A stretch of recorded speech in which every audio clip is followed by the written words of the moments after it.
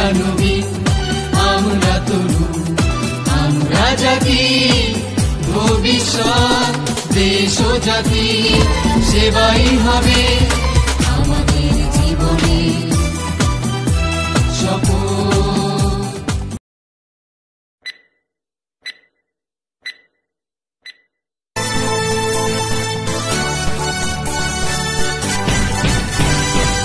আমরা নবীন, আমরা তরুণ, আমরা জাতি, ভবিষ্যৎ দেশ ও জাতি সেবাই হবে আমাদের জীবনে শপথ। রহমানির রহিম। দশম শ্রেণীর প্রিয় শিক্ষার্থীবৃন্দ, আসসালামু আলাইকুম। তোমাদের সবাইকে আজকে আমার অনলাইন ক্লাসে আবারও স্বাগত জানাচ্ছি। তোমাদের সাথে আজকে আমার আলোচনার বিষয় ইংরেজি সেকেন্ড পেপার। আর তোমাদের সাথে সেই আগের মতোই আমি আছি, শিক্ষক হিসেবে মোহাম্মদ রাহেল উদ্দিন। তো চলো আজকে আমরা শিখব কমপ্লিটিং সেন্টেন্স, সেই ধারাবাহিকভাবে যেটা শিখতেছিলাম। কমপ্লিটিং সেন্টেন্স আজকে আমরা শেষ করতে পারবো বলে আশা রাখি। তো আজকে ইউজিং পার্টিসিপল যেটা লেখা আছে এটা আমরা ইউজ করব। আর পার্টিসিপল প্রথমে প্রেজেন্ট পার্টিসিপল শেষ করেছি, এখন আমরা পাস্ট এবং পাস্ট পার্টিসিপল ফর্ম নিয়ে কিভাবে কমপ্লিট করা যায় সেন্টেন্স সেটা আলোচনা করব। তো চলো আমরা আলোচনায় যাই সরাসরি। The past participle. তো পাস্ট পার্টিসিপল বলতে আমরা ভার্বের 3 নাম্বার ফর্মকে বোঝাই। যেমন গো ভার্বের পাস্ট পার্টিসিপল ফর্ম গন, রাইট ভার্বের past participle form written, do ভার্বের পাস্ট পার্টিসিপল ফর্ম ডান, স্ট্যান্ড ভার্বের পাস্ট পার্টিসিপল ফর্ম স্টুড। অর্থাৎ উইক ভার্বগুলো শেষে ডিইডিটি থাকবে, যেটা পাস্ট এবং পাস্ট পার্টিসিপল ফর্ম একই হয়। তবে স্ট্রং ভার্ব যেগুলো, সেই ভার্বগুলো পাস্ট পার্টিসিপল ফর্ম এবং পাস্ট আলাদা হবে। শেষে থাকবে এন, এনই বা ইএন, এগুলো হলো স্ট্রং ভার্বের পাস্ট পার্টিসিপল ফর্ম। তো এই পাস্ট পার্টিসিপল ফর্মে এখানে দেখতে পাচ্ছ 5টি ব্যবহার আছে। আমরা 5টি ব্যবহার শিখবো না, 4টা ব্যবহার শিখবো। 5 নাম্বারটা তোমাদের জন্য ইম্পর্টেন্ট নয়। তো চলো প্রথমটা আমরা যেটা শিখবো, প্রত্যেকটাতেই দেয়া আছে কি কি করা। প্রথম শিক্ষা দেখো ডান পাশে, সকল প্রকার পারফেক্ট টেন্স গঠন, অর্থাৎ প্রেজেন্ট পারফেক্ট, পাস্ট পারফেক্ট এবং ফিউচার পারফেক্ট। প্রেজেন্ট পারফেক্টে হলো হ্যাভ বা হ্যাজের পরে ভার্বের পাস্ট পার্টিসিপল ফর্ম ব্যবহৃত হয়। পাস্ট পারফেক্টে হ্যাডের পরে ভার্বের পাস্ট পার্টিসিপল ফর্ম ব্যবহৃত হয়। আর ফিউচার পারফেক্টে শ্যাল হ্যাভ অথবা উইল হ্যাভের পরে পাস্ট পার্টিসিপল ফর্ম ব্যবহৃত হয়। যেমন আমরা লিখেছি আই হ্যাভ ড্যাশ, যদি বলা হয় এখানে পারফেক্ট পার্টিসিপল বা পাস্ট পার্টিসিপল ফর্ম দিয়ে তোমরা সেন্টেন্স কমপ্লিট করো, তাহলে I have written a letter to my friend, I have designed the cover page of our school magazine হতে পারে। I have designed, D-E-S-I-G-N-E-D, designed, D-E-S-I-G-N, design হলো মূল verb, তার সাথে ইডি লাগিয়ে আমরা পাস্ট পার্টিসিপল ফর্ম করেছি। যেমন my father has resigned, R-E-S-I-G-N-E-D, resigned the job। রিজাইনের পরে ফ্রম বসে না, সরাসরি অবজেক্ট বসে। তো রিজাইন্ড, R-E-S-I-G-N, তার সাথে ইডি। পাস্ট পার্টিসিপল আমরা কিভাবে ব্যবহার করব সেটা আমরা দেখি। দেখো 2 নাম্বারটা পাস্ট পারফেক্ট টেন্সে, যেমন they had gone there, they had made many mistakes, she had invited me to the wedding ceremony, W-E-D-D-I-N-G, wedding মানে হলো বিবাহ। she had invited, এই যে invited হলো পাস্ট পার্টিসিপল ফর্ম। এখান থেকে আমরা অর্থাৎ বোল্ড করা যে শব্দগুলো সেগুলো পাস্ট পার্টিসিপল। তো 3 নাম্বার উদাহরণ হলো ফিউচার পারফেক্ট। ফিউচার পারফেক্ট মানে শ্যাল হ্যাভ বা উইল হ্যাভ, তারপরে ভার্বের পাস্ট পার্টিসিপল ফর্ম। যেমন he will have given me a book, এরকম হতে পারে। You will have completed your assignments, এরকম হতে পারে। এবার 2 নাম্বার নিয়ম, মানে উদাহরণটাতে নিয়মে যাব আমরা, সেটা হলো সকল প্রকার প্যাসিভ ভয়েস গঠন করতে ভার্বের পাস্ট পার্টিসিপল ফর্ম ব্যবহৃত হবে। প্যাসিভ ভয়েস বলতে সাবজেক্টের পরে একটি অক্সিলারি ভার্ব থাকবেই, একটিও থাকতে পারে, দুটিও থাকতে পারে, তিনটিও থাকতে পারে। এই অক্সিলারি ভার্ব থাকবে এবং তারপরে ভার্বের পাস্ট পার্টিসিপল ফর্ম থাকবে। এটা হলো প্যাসিভ ভয়েসের নিয়ম।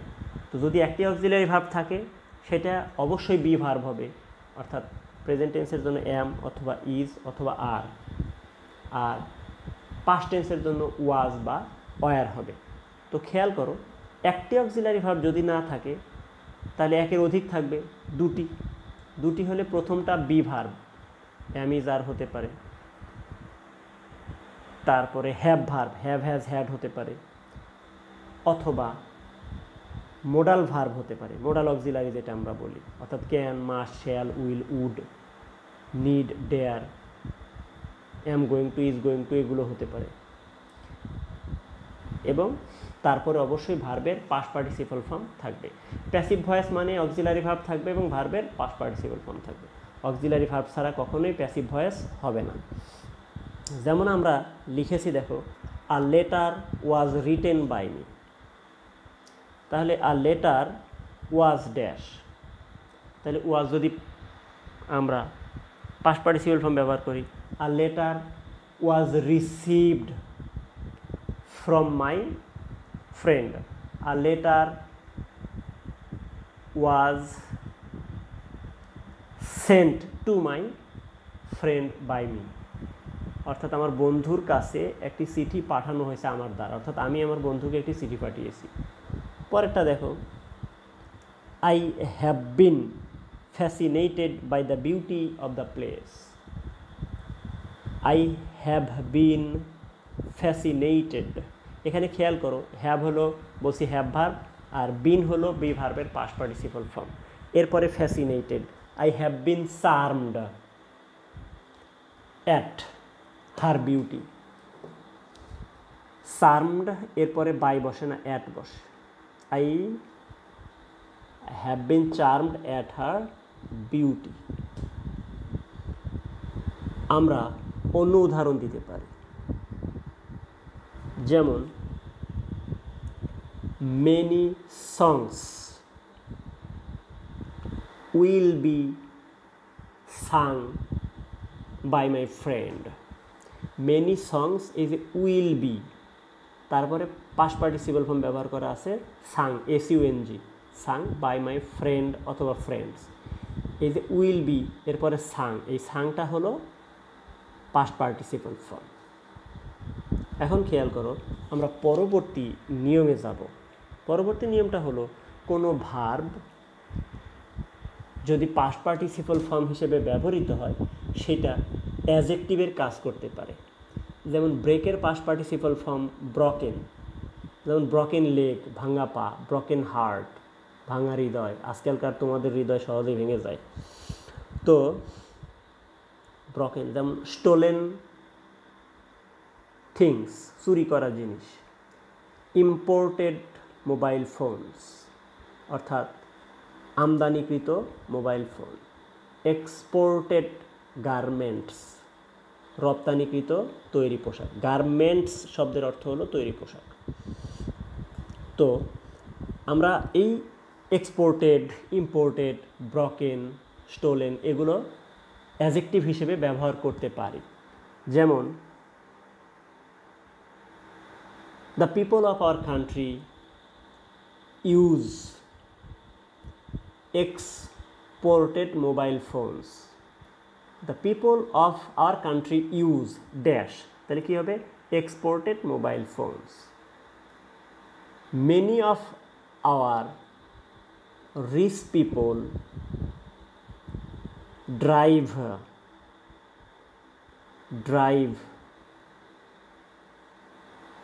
কি হতে পারে? এক্সপোর্টেড কার্স হতে পারে। রিইউজড কার হতে পারে, যেমন হি বট এ রিডিজাইনড শার্ট, অর্থাৎ একটি শার্ট নতুন করে আবার ডিজাইন করা হয়েছে, সেই শার্টটি তিনি কিনলেন। এই যে রিডিজাইনড, রিডিজাইন মানে নতুন করে ডিজাইন করা, তার পাস্ট পার্টিসিপল ফর্ম রিডিজাইনড, এটা অ্যাডজেক্টিভ। আমরা দেখেছি, দেখো nobody should eat rotten food, R O T, rot শব্দের অর্থ পচে যাওয়া, তার সাথে আরেকটা টি লাগিয়ে ইএন করা হয়েছে। মনে রাখবা যে ভার্বগুলো শেষে কনসোনেন্ট একটি এবং ভাওয়েল তার আগে একটি থাকে, তখন এই শেষের কনসোনেন্টটা দুইবার লিখে ইডি বা ইএন যোগ করা হয়। যেমন রট, রটেন, এভাবে। যেমন স্টপ, এসটিওপি, স্টপ, তার সাথে ইডি করতে গেলে ডাবল পি লিখে ইডি করতে হয়, S T O double P ED, stopped. যেমন দ্য ম্যানেজার ওয়ান্টেড আর written application for this job, অর্থাৎ এই চাকরির জন্য ম্যানেজার একটি লিখিত দরখাস্ত চেয়েছিলেন। তো আমরা পরের নিয়মটা দেখব, কোনো কাজ কেন করা হলো, অর্থাৎ কোনো কাজের পেছনে কারণটা বোঝানোর জন্য পাস্ট পার্টিসিপল ফর্ম আমরা ব্যবহার করে থাকি। যেমন influenced by my friends, I went there to meet him, এখানে ইনফ্লুয়েন্স, সিই, উৎসাহ দেওয়া, প্রভাব বিস্তার করা, তার সাথে ইডি লাগা হয়েছে, অর্থাৎ আমার বন্ধুর দ্বারা প্রভাবিত হইয়া আমি কাজটি করেছিলাম। বন্ধুর দ্বারা প্রভাবিত হইয়া আমি মেয়েটিকে দেখতে গেলাম, এরকম হতে পারে। মানে আমি যেতাম না, আমার বন্ধু আমাকে প্রভাব বিস্তার করছে, আমাকে বোঝাইছে চল যাই, এরকম হতে পারে।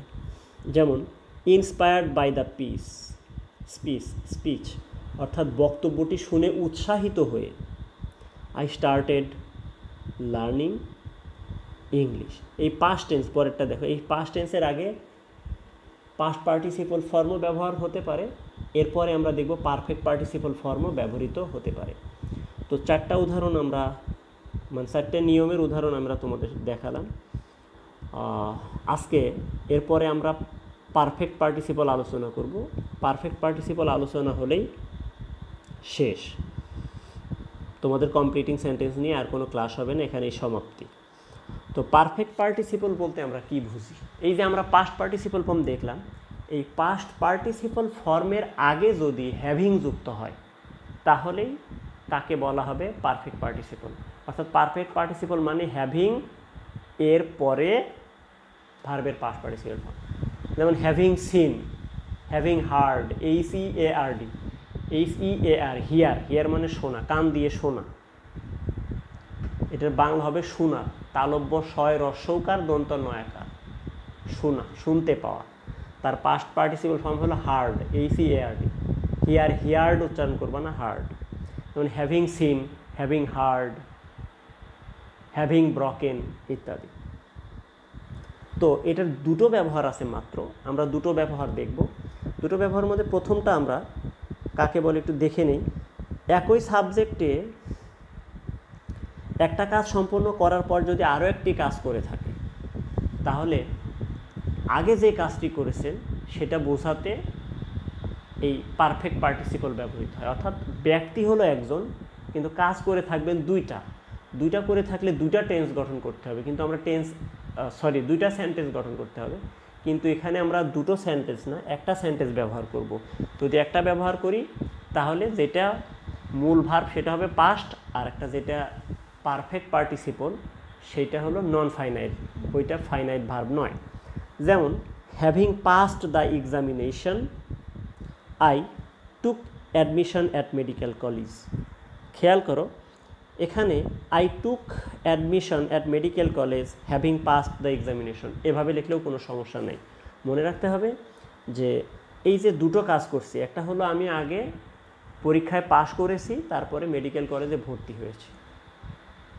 যেমন having seen you I called you, আমি তোমাকে দেখে ডাক দিলাম, অর্থাৎ ডাক দেওয়ার পূর্বে আমি অবশ্যই তোমাকে দেখেছি, তাহলে হ্যাভিং সিন ইউ এরকম হতে পারে, আই কল্ড ইউ। যেমন the Hunter ran away having seen the tiger. Having seen the tiger, এই হ্যাভিং সিন দ্য টাইগার এখানে শুরুতে লেখা আছে। এটা শুরুতে আছে মানে শুরুতেই থাকতে হবে এমন কোনো কথা নেই, আগে পরে লেখা যাবে। যেমন লেখা আছে having completed the work they went away. তো আজকে পারফেক্ট পার্টিসিপেলের প্রথম নিয়মটা দেখলাম, এরপরে আমরা দ্বিতীয় নিয়মটাতে যাব। দ্বিতীয় নিয়মটা দেখো, পৃথক দুটো কাজের সাবজেক্ট পৃথক হলে যে কাজটি আগে হয় তার সাবজেক্টের পর হ্যাভিং বসে। অর্থাৎ এখানে একটি গ্রামারের আলাদা স্বতন্ত্র নিয়ম আছে। নিয়ম হলো সেন্টেন্সে একটি মাত্র টেন্স থাকবে, অর্থাৎ একটি পূর্ণাঙ্গ সেন্টেন্স থাকবে, আর একটা সেন্টেন্সের অংশ হবে কিন্তু সেটা সেন্টেন্স নয়, ওটা একটা ফ্রেজ। কিন্তু সেই ফ্রেজে নন ফাইনাইট ভার্ব আছে, ফাইনাইট ভার্ব নাই, সাবজেক্ট আছে। নিয়ম হলো কোনো ফ্রেজে বা বাক্যাংশে যদি সাবজেক্ট থাকে এবং নন ফাইনাইট ভার্ব থাকে সেটা পারফেক্ট পার্টিসিপল হবে, আর সেই পারফেক্ট পার্টিসিপলকে তার সাবজেক্ট সহ বলা হবে nominative absolute, ABSOLUTE, nominative NOMI NATIVE, nominative absolute, ABSOLUTE। Nominative বলতে তোমরা বুঝতে পারো যে নাউন বা প্রোনাউনটা কোনো সেন্টেন্সের সাবজেক্ট হয় সেটাই নমিনেটিভ, অর্থাৎ নমিনেটিভ কেস। তারপরে অ্যাবসোলুট আছে, অর্থাৎ এটা পূর্ণাঙ্গ সেন্টেন্স নয়, একটা ফ্রেজ। যেমন আমরা উদাহরণ দেখাই, the sun having set they started for their home. Start for মানে কোনো কিছুর উদ্দেশ্যে যাত্রা করা। দ্য সান এখানে সাবজেক্ট, হ্যাভিং সেট হলো perfect participle. Set set set তিনটা ফর্মে একই। তো দ্য সান হ্যাভিং সেট, এখানে দ্য সান সাবজেক্ট আর পারফেক্ট পার্টিসিপল হলো নন ফাইনাইট। তারপরে দেখো দে একটা সাবজেক্ট, স্টার্টেড হলো ভার্ব। এটাই হলো মূলত সেন্টেন্স। তো এই যে দ্য সান হ্যাভিং সেট, এই অংশটাকে বলা হবে নমিনেটিভ অ্যাবসোলিউট। এই কাজটি আগে ঘটছে, সূর্যটা ডুবার পরে তাহারা বাড়ির উদ্দেশ্যে রওনা দিল। যেমন the rain having stopped, the cricket match started. তাহলে দ্য রেইন হ্যাভিং স্টপড, এই যে the rain subject, having stopped হলো পারফেক্ট পার্টিসিপল, তাই এটাকে বলা হবে নমিনেটিভ অ্যাবসোলিউট। এই কাজটাই আগে ঘটছে। তো তোমাদের জন্য আজকে যে ক্লাসগুলো ছিল, মানে ক্লাসটি ছিল, এটা আপাতত এখানেই সমাপ্ত। তোমরা মনোযোগ সহকারে ক্লাসগুলো দেখবে, বাসায় বসে বসে অন্যান্য সেন্টেন্সের ক্ষেত্রে নিয়মগুলো তোমরা প্রয়োগ করার চেষ্টা করবে। কোনো ভুল ভ্রান্তি, কোনো সন্দেহ থাকলে তোমরা আমাকে নক করতে পারো, অন্য কোনো ইংরেজি স্যারকে নক করতে পারো। তবে যেহেতু ক্লাসটা আমি ডিল করি, আমাকে নক করতে তোমার কোনো দ্বিধার কারণ নেই, আমি নিঃসন্দেহে তোমাকে হেল্প করব। সবাই ভালোভাবে ক্লাসগুলো দেখবে। আর তোমাদের এই ভিডিও লেকচার বা ভিডিও ক্লাসগুলো দেখার উপরে মার্কিং করা হবে, নাম্বারিং করা হবে, অর্থাৎ তোমাকে প্রতি পর্বে 10 মার্ক করে দেয়া হবে। তো তোমরা অবশ্যই ক্লাস দেখবে, সেই প্রত্যাশা আমি রাখি। আর ক্লাস ভালো বা মন্দ হলো সেটা তুমি মন্তব্যে লিখতে পারো, লিখে তোমার ক্লাস, শ্রেণী, রোল, শাখা এগুলো লিখবে, আইডি নাম্বার। তো মনে রেখো সমালোচনা থাকবে। সমালোচনা অর্থাৎ কাজটা ভালো হয়নি, মন্দ হয়েছে, তবে সেই জায়গায় কিভাবে ভালো করা যাবে এটার পরামর্শ সহ মন্তব্য করার নাম হলো সমালোচনা। আর তুমি ভালো হয়নি বললেই শেষ করলা, এটা সমালোচনা নয়, এটা হলো নিন্দা। অর্থাৎ তুমি কোনো কারো কাজ দেখে যদি বলো যে এই কাজটা এভাবে না করে এইভাবে করলে ভালো হতো, সেটা হলো সমালোচনা। তুমি সমালোচনা করবে, সেটা আমি সাদরে গ্রহণ করব, সেই মানসিকতা আমার আছে। তো সকলে ভালো থাকবে। তার আগে তোমাদের জন্য আমি হোমওয়ার্ক দিয়েছি, দেখো হোমওয়ার্কটা হলো a CV with a cover letter for the post of a marketing officer. Marketing অফিসারের ক্ষেত্রে মার্কেটিং ম্যানেজারও হতে পারে, তোমরা খেয়াল করবা। তো মার্কেটিং ম্যানেজার এটার জন্য তোমাদের সিভিতে যে এডুকেশনাল কোয়ালিফিকেশন, এটার এসএসসি এবং এইচএসসি এটা তোমরা সায়েন্স থেকে পাশ করে লিখবা। আর তারপরে অনার্স এবং মাস্টার্স, এটা BCom honours, BA honours, BSc honours, MCom বা এমএ বা এমএসসি, যা খুশি লিখতে পারো। মার্কেটিং মানেই যে কমার্সের হবে এমন কোনো কথা নাই। মার্কেটিংয়ে আজকে যে কোনো সাবজেক্ট চলে, কমার্স হলে অগ্রাধিকার দেওয়া হয়। তো মার্কেটিং শব্দের অর্থ হলো কোনো কোম্পানির প্রতিনিধি হয়ে বাজারে গিয়ে সেটাকে কী করা, দোকানে দোকানে পৌঁছে দেওয়া, বিক্রি করা, এটাকে মার্কেটিং বলা হয়। আমরা যেটা বলি যে চল মার্কেটিং করে আসি বা মার্কেট করে আসি, এই শব্দটা আমরা বলে থাকি কোনো কিছু কেনার উদ্দেশ্যে, তবে এটা মার্কেটিং হবে না, বলতে হবে চল শপিং করে আসি বা আমি শপিং করে আসলাম, মার্কেট করে আসলাম, এটা বলতে পারবে যারা বিক্রয় প্রতিনিধি তারা। তো আশা করি তোমরা বুঝতে পারছো। তোমরা ভালো থাকবে, বাইরে গেলে অবশ্যই স্বাস্থ্যবিধি মেনে চলবে, ক্লাসগুলো দেখবে, বাবা মাকে কাজে সহায়তা করবে, বাবা মার আদেশ উপদেশ মেনে চলবে। সকলে ভালো থাকবে, সকলের জন্য মঙ্গল কামনা করছি।